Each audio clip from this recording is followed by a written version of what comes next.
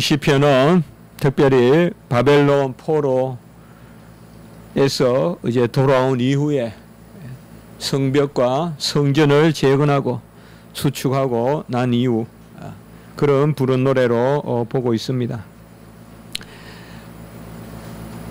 하나님은 모든 곳에 계시지만은 특별히 땅의 어느 곳을 정하여서 그곳에 교회를 세우게 하시고, 또 구약에는 해막과 또 장막과 성전을 세우게 하시고, 그곳을 특별히 자신의 집이라 이렇게 부르시고 기도하고 예배하게 하십니다. 만유 안에 만유, 그 하나님이시 특별히 자신의 임재의 처소로 그렇게 장소를 지정하시고, 특별히 구약에서는 이러한 하나님의 임재가 성전에 있음을 계시하시고 그곳에서 제사를 받으시고 또 그곳에서 자신의 뜻을 드러내시고 말씀하시고 또 대면하시는 그러한 모습들을 우리가 볼 수가 있습니다. 신약시대에 이러한 여호와의 임재는 오순절 성령 강림 사건을 통하여서 온전히 이제 성도들의 내적 영혼의 그러한 성령의 임재가 완성되는, 성취되는 그러한 역사가 나타나지만, 사실 성령의 역사는 언제든 내적 역사로 있었습니다. 하나님의 임재의 그러한 섭리가 경륜이 다양할 뿐이지, 구약에는 성령이 외적으로 역사했고 신약에는 내적으로 역사했고 그렇게 볼 바는 아닙니다. 성전 자체에 무슨 영광이 있겠습니까마는 학개서 2장 9절에 보면 이전 영광이 나중 영광보다 못하다, 혹은 나중 영광이 이전 영광보다 크다 라고 말하면서 성전에 대해서 이 영광을 말하고 있어요. 성전이 무슨 영광이 있겠습니까마는 바로 학개 선지자가 이후의 영광이 이전의 영광보다 크다라고 성전을 두고 한 말은 바로 그 성전에 살아계시고 성전에서 영광을 받으시고 또 성전에서 만물을 통치하시고 특별히 그의 백성을 다스리시는 그 하나님의 어떠하심의 영광이 이전보다 이후에 낫다라고 이렇게 말하는 것입니다. 우리가 간혹은 교만해서 마치 신비주의자들과 같이 뭐 보이는 게 그렇게 필요하냐, 새벽 예배 드리자 하면 집에서 하면 안 되겠냐, 또 무슨 예배 하자 그럼 굳이 먼 데서 그럴 필요 있겠느냐, 이렇게 우리가 여러 가지 이야기를 할 수가 있어요. 그러나 하나님은 질서와 또 가시적인 것, 또 가형적인 것, 건물이라든지 이런 것들을 통해서 우리 인간에게 맞추어 주시는 부분이 있어요. 함께 정한 시간에 모여서 예배 드림으로 서로 연약함을 우리가 서로 기대게 하시고 그 가운데서 한 몸으로 하나님을 섬기게 하시는 그러한 은혜가 있습니다. 그렇기 때문에 신약시대는 모든 것이 완성되었기 때문에 일체 형식적인 것은 다 피한다. 심지어 무교회주의, 교회가 필요 없다고까지 이야기하는 것은 하나님의 섭리를 잘 모르는 것이에요. 그 내면을 들여다보면 아주 뱀과 같이 교만함이 깃들고 있는 것입니다. 정한 곳에 모이고 그곳에서 서로 부대끼면서 은사의 교통을 하고 내가 다 할 수 없는 것을 상대편에게 또 맡기고 서로 돕고 나는 발이고 너는 눈이고 나는 손이고 서로 이렇게 은사를 나누면서 이런 것도 일체 다 피하고 내 안에 모든 것을 모아서 끌어올려서 내가 완성되면 그것은 결국은 내가 신이 되겠다는 것이지 그것은 성도됨이 아닙니다. 항상 에덴 동산의 첫 번째 원죄가 바로 뭐예요? 내 안에서 모든 것을 끝을 보려고 하는, 하나님께 맡기고 하는 그런 부분이 있어야 되는데요. 그래서 우리가 특별히 성전을 노래하고 이런 것들을 너무 구약의 형식주의다, 이거는 구약의 시편이니까 성전의 찬양이 있지 이것을 그저 교회 찬양으로 이렇게 연결시켜서는 안 된다. 이런 것은 어폐가 있는 것입니다. 물론 구약에서의 성전의 의미와 신약에서의 교회의 의미는 분명히 경륜적인 차이가 있습니다. 훨씬 교회가 완성된 그러한 모습이고 또 본질을 드러내는 그림자라면 몸에 해당하는 것이 바로 교회라고 하겠습니다마는 그렇다고 해서 구약의 성전은 무조건 형식주의다. 그렇게 봐서는 안 된다는 것입니다. 오늘 1절에 보면 그의 터전이 성산에 있으며 라고 이렇게 말하고 있습니다. 성산이다 이런 말 참 저는 신약시대 때 너무 좀 안 썼으면 좋겠어요. 뭐 성산이다 영산이다 뭐 신령한 산이다 그런 호도 만들고 또 뭐 어디 성산에 올라가자 하는데 너무 그렇게 안 했으면 좋겠어요.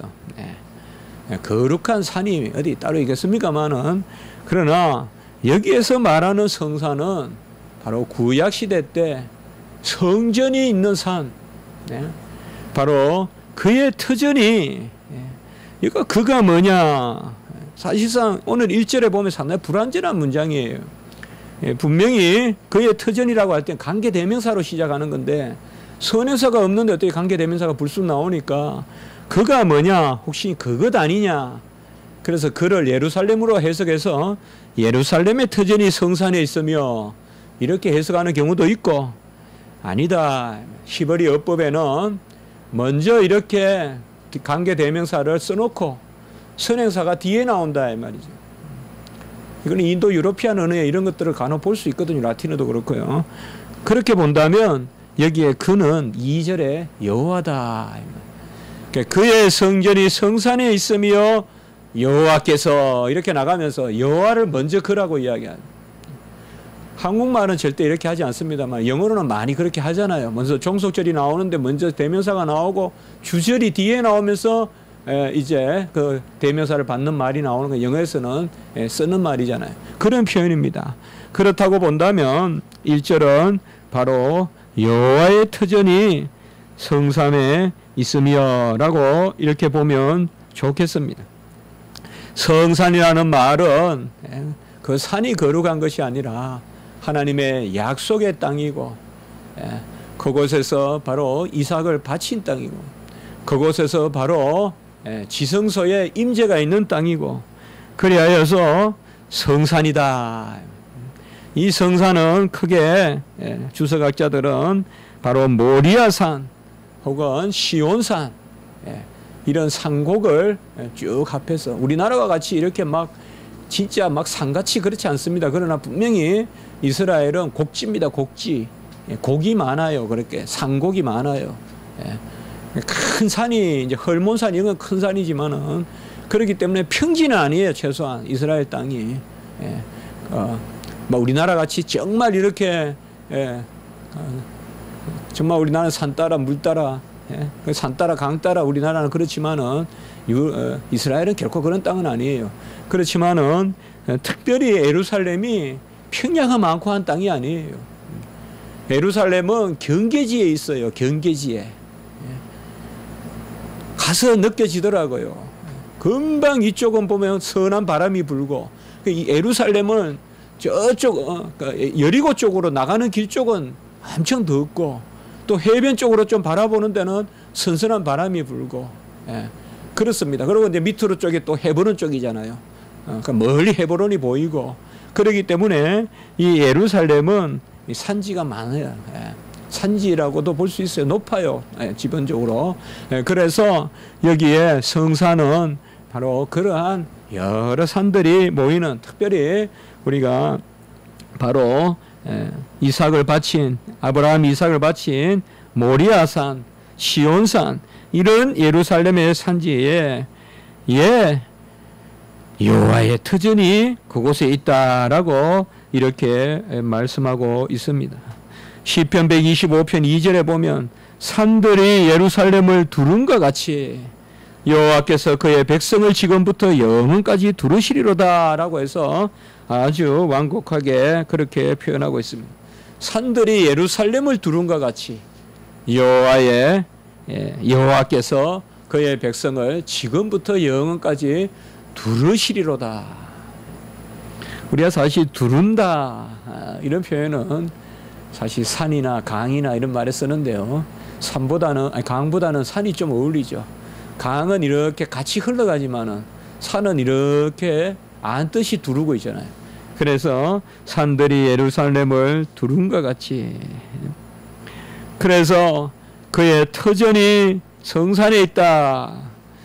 그 여호와의 터전이 바로 시온산, 예루살렘산, 바로 모리아산, 그곳에 있다. 그러면 여호와의 터전이 뭐냐 이 말이죠. 여호와의 터전이 바로 오늘 계속 나오는 3절부터 계속 나오는 하나님의 성, 곧 시온 성을 이야기합니다. 오늘은 성전이라기보다 성을 이야기하면 성. 그래서 하나님의 성이 그 시온의 성, 하나님의 성이 바로 성산에 있으며 라고 이렇게 말한 것입니다. 이사야 14장 32절에 보면 여호와께서 시온을 세우셨으니 그의 백성의 공고한 자들이 그 안에서 피난하리라 라고 이렇게 말씀했습니다. 이사야 14장 32절에 여호와께서 시온을 세우셨다. 이는 바로 시온성, 우리가 다윗성이라고도 부르는 곳이죠. 다윗성, 곧 예루살렘성. 그래서 성전이에요. 이것은 성벽을 두른 도시를 말하는 거예요. 그래 옛날에는 성이라 그런 도시예요. 중국도 가보면 무슨 성이라면 도시를 뜻하잖아요. 그러니까 우리가 바로 여기도 그런 것입니다. 시편 132편 13절에도 여호와께서 시온을 택하시고 자기 거처를 삼고자 하여 이르시기를. 오늘날 우리가 여호와께서 서울을 택하시고 자기 거처를 삼고자 이렇게는 오늘날 표현하지 않죠. 오늘날은 거처에 무관하게 모든 곳에 여호와의 임재가 있죠. 산이 어떻게 여호와를 안을 것이며 하늘이 어떻게 여호와를 받을 것이며 강이 어떻게 여호와의 그 지경을 다 드러낼 수 있겠습니까? 하나님은 산에도 계시고 강에도 계시고 바다에도 계시고 어디에나 계시죠. 그러나 구약시대의 백성들, 특별히 민족도 구약시대 때는 뭐예요?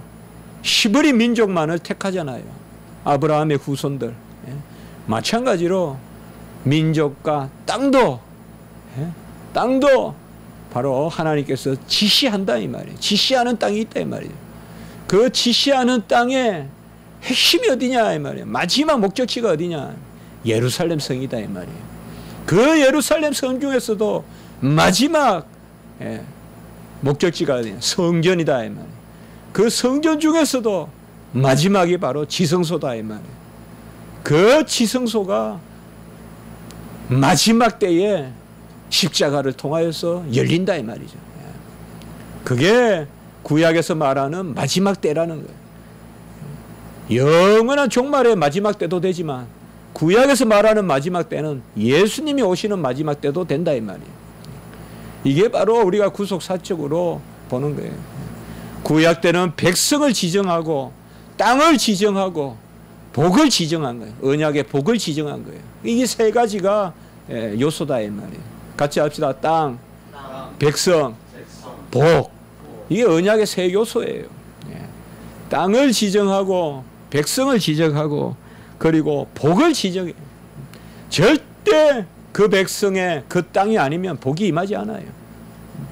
그 땅에 복을 주시고 그 백성에게 복을 주시는 거예요. 어디에나 주시는 게 아니에요. 이것은 오늘날 이 땅의 개념, 백성의 개념은 오늘날은 모든 민족의 헬라든 히브리든 종이든 자유자든 모든 백성에게 이 복이 미치고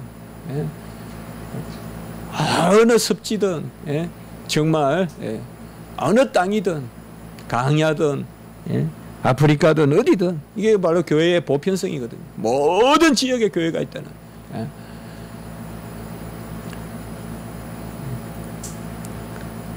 그것이 바로 오늘의 말씀입니다. 오늘은 바로 전반부에서는 이렇게 1절에서 우리가 보시면 1절과 2절에는 보면 하나님께서 지정하시는 거예요. 성산에 있고 여호와께서 야곱의 모든 거처보다 시온의 문들을 사랑하셨다. 이것은 어느 특정한 지역을 사랑하셨다.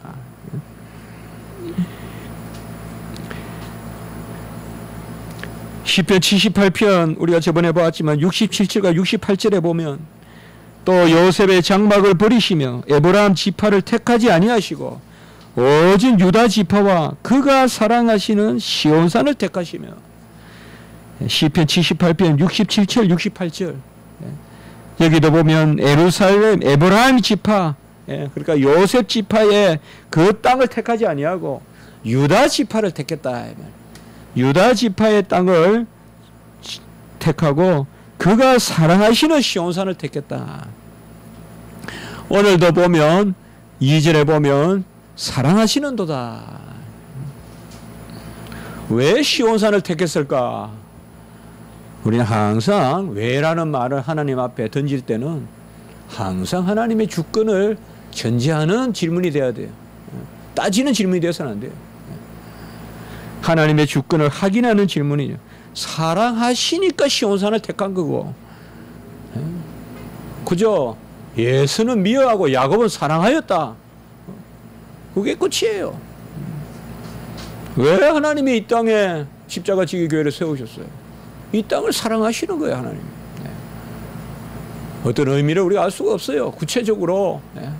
여기도 오늘 2절에도 보면 모든 거처보다 시온의 문들을 사랑하시는도다.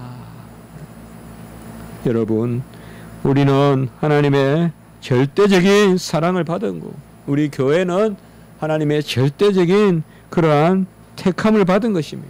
무조건적인 사랑으로 구약시대 때 이렇게 하나님이 정하셔서 3절에 보면 하나님의 성전을 가르쳐, 성을 가르쳐 영광스럽다라고 이렇게 말하고 있습니다.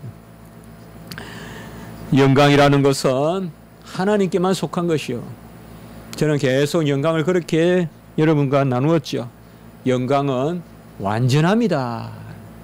제가 영광이란 단어를 많이 생각해 봤습니다. 영광은 완전함 외에 어떻게 표현할 방법이 없습니다. 이 완전한 분에게 영광을 올린다. 완전한 분은 받을 게 없어요. 사실상 영광을 올리는데 영광을 받으실 분은 영광을 받을 필요가 없으신 분이에요. 어떻게 보면. 달리 말하면 영광을 받는 게 하나님 편에 필요함이 아니라 우리 편에 필요함으로 아시고 받아주시는 거예요. 우리를 영광 돌리는 존재로서 필요하니까 하나님이 받아주시는 거란 말이에요. 하나님이 인류를 창조하신 것도 마찬가지예요. 하나님이 인류를 창조하신 것도 인류를 사랑하셔서 창조하시고 그 인류애가 최고의 복을 누리는 것은 하나님께 영광을 올리는 자리예요. 그래서 하나님이 그 영광을 받아주시는 거예요. 물론 하나님이 영광을 받아주심으로 하나님을 우리가 영화롭게 찬미함으로 하나님이 높임을 받으시지만 그것조차도 사실상 우리를 복되게 하는 것입니다. 1차적인 목적은 하나님께 영광이지만 곧 그 영광이 우리에게 뭔가 빠져가는 것이 아니라 세상에서 우리가 누군가가 필요한 것을 달라 해서 줄 때는 내 것을 옮겨주고 나는 하나가 빠지고 저쪽은 하나가 채워지는 거지만 하나님께 영광을 올리는 것은 그렇지 않습니다. 사실 우리가 하나님께 영광을 올린다는 이 자체가 저도 모든 글마다 마지막에 영원히 하나님께만 영광을 올립니다. 어떤 글이든 그렇게 씁니다. 끝에. 좀 어색해 보이든 어쨌든 글을 쓸 때마다. 예. 출판사에서 그걸 뺄 줄 알았더니 그래도 계속 넣어줘요. 예. 논문 써도 넣어주고. 그래서 감사해요. 아마 애국 같으면 뺄 수도 있을지 몰라. 이건 너무 구태의연하다 싶었는데, 근데요, 제 마음은 예, 오직 하나님께 영광을 올린다. 사실 바로 성을 가르쳐 영광스럽다 말하는 것은, 사실 영광이란 말을 완전으로 봤을 때 성은 영광스러울 수 없어요. 영광의 도구가 된다는 의미에서 영광에 동참하는 거예요. 같이 합시다. 하나님의 영광에 참여. 그게 바로 영화스럽다, 영광스럽다는 거예요. 그래서 우리 구원의 영광, 그걸 영화라고 그러잖아요. 구원의. 그래서 구원의 영화는 하나님의 영광에 참여하는 거예요. 온전히. 그게 영화의 상태예요. 그것을 성경은 어떻게 표현하느냐? 마주 본다고 표현한 거예요. 하나님의 영광을 온전히 마주 본다라고 이야기한 거예요. 셰키나라는 개념이에요. 그게 셰키나. 히브리어로 영광에 동참하는 거예요. 가장 중요한 신학의 하나 요소예요. 구약 신학의 셰키나. 바로 하나님의 임재에 동참하는 것입니다. 1절에서 3절에 오늘 말씀해 보면 상당히 구약에서, 물론 시편이 구약의 기록이지만 특정한 곳을 정하여 그곳을 복되게 하는 야곱의 모든 거처보다 이 예루살렘, 바로 모리아산, 시온산, 예루살렘 성전, 시온 성전, 다윗 성, 그 성, 그것을 복되게 하시는, 시온 성, 다윗 성을 복되게 하시는 그것을 말하고 있는데, 이제 4절부터 보면, 오늘 마지막 절까지 보면 이러한 영광이, 이 영광은 결국 영광의 참여예요. 정확하게 오늘 기억합시다. 우리가 영광스럽다는 것은 감히 받을 바가 못 돼요. 어울리지 않아요. 누가 나를 영광을 올린다, 목사에게 영광을 돌린다, 있을 수 없는 이야기예요. 우리는 하나님께 참여할 때만 영화롭게 된다는 의미에서 영광스럽다고 표현해 줄 뿐이지, 우리가 무슨 영광의 주체가 되거나 객체가 될 수도 없어요. 하나님만이 영광의 주체인데, 그것을 4절에서 7절까지는 예루살렘만, 다윗 성에만 갇혀 있는 것이 아니라 4절에 보면 나는 라합과 바벨론이 나를 아는 자 중에 있다 말하리라. 갑자기 4절부터는 이 영광의 동참, 선민의 복, 언약의 복이 이방으로 확산되는, 이게 시편이에요. 바로 우리가 시편을 애언시같이 읽어야 된다는 점이 바로 이런 거예요. 선지 시편같이 읽어야 된다는 게 바로 이런 점이에요. 바로 이러한 복이 라합에게, 우리가 나눠주 보시면 라합이 애굽으로 되어 있죠. 애굽. 우리가 라합이다 이러면 기생 라합을 떠올리지만 여기서 기생 라합 아닙니다. 여기 라합이라는 것은 바로 맹렬함을 뜻하는데, 이사야 30장 7절에 보면 정확하게 이 단어가 나와요. 이사야 30장 7절. 애굽의 도움을 헛되고 무익하니라. 그러므로 내가 애굽을 가만히 앉은 라합이라 일컬었느니라. 이렇게 나와요. 이사야 30장 7절에 보면 애굽을 라합이라 일컬었느니라. 여기서는 애굽이 라합이다. 이 라합이란 말은 맹렬하다 이런 뜻이에요. 맹렬하다. 시편 89편 10절에도 우리가 이미 보았지만, 이제 우리가 곧 보겠지만, 아주 많이 우리가 인용되는 시편이잖아요. 거기도 보면 주께서 라합을 죽임 당한 자 같이 깨우시고 이렇게 나와 있습니다. 시편 89편 10절, 우리 성경 바로 옆에 있네요. 거기도 라합 밑에 나눠주에 보면 애굽이다 이렇게 나와 있죠. 애굽을 죽은 자에서 깨우듯이 깨우시고. 자, 나는 나를 아는 자 중에 있게 하라. 여기 나는 분명히 여호와예요. 2절에 그러니까 여호와 하나님이 바로 나를 아는 자 중에 라합도 있고. 안다라는 말은, 구약에서 안다라는 말은 부부관계를 뜻한 거예요. 바로 하나님의 자녀됨, 신랑 신부됨을 뜻해요. 바로 구원받은 백성됨을 뜻해요. 그저 스쳐 지나가듯이 한마디 들었다는 게 아니라 부부가 서로 알듯이 안다는 거예요. 그러니까 바로 애굽도 나를 알고 바벨론도 나를 아는 자 중에 있다. 이 성의 영광이 이방으로 이제 흩어 뻗어나간다. 그것을 말하고 있는 것입니다. 바벨론이 나를 안다. 이 말이죠. 오늘날 참 이상한, 오늘 이것을 오늘 보니까 참 하나님의 말씀이, 라합이 지금 어디입니까? 예. 애굽이죠. 애굽에도 지금 난리죠. 이집트에. 이집트 여러분 못 갑니다 요새. 예. 사실상 난리예요. 바벨론이 지금 또 어디입니까? 이라크 아닙니까? 이라크 지금 난립니다. 못 갑니다 지금. 예. 난립니다 지금. 나라가 두 개로 나누어질 겁니다 아마 지금. 예. 지금 난리잖아요. 이라크, 이란 지금. 예. 나를 아는 자 중에 있습니다. 그리고 블레셋도 나오네요. 블레셋이 어디예요 지금? 팔레스틴 아니에요 지금. 가자 지방. 예. 가자 지금 가자. 예. 가자 지구 지금. 예. 내가 말씀을 하면서 참 오늘날 주시는 말씀 같구나. 예. 애굽도 나를 아는 자 중에 불러드릴 것이요. 바벨론, 이락도 나를 아는 자 중에 불러드릴 것이요. 블레셋도 나를 아는 자 중에. 블레셋과 두로와 구스여 이것들도 거기서 났다 하리로다. 블레셋은, 두로는 뭡니까? 바로 시돈과 두로, 지중해의 그 해변까지. 구스는 어디입니까? 바로 오늘날의 에티오피아. 다 이런 지역이 이제 거기서 났다, 시온에서 났다, 시온성에서 났다라고 말하리라 라고 이렇게 말하고 있습니다.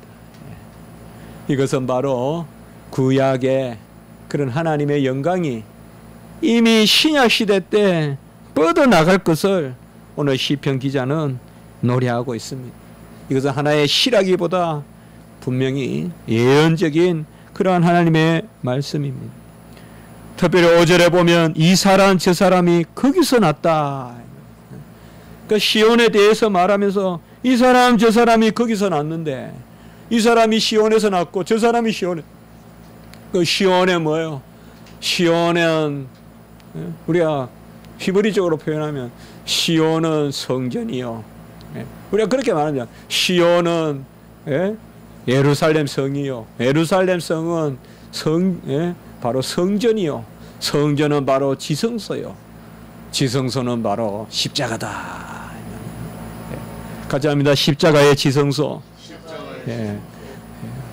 바로 미리 이삭을 바쳐서 예표를 보여준 그 십자가의 지성소. 이 사람 저 사람을 십자가에서 낳다 하리라.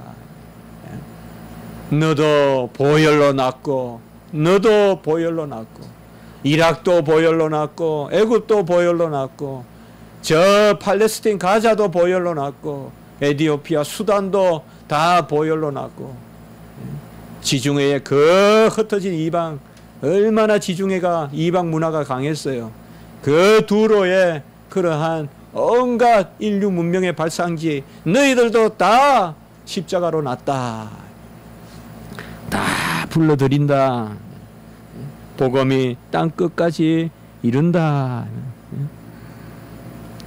헬라이나 유대인이나 종이나 자유자나 다 오늘날 내가 너를 낳았다.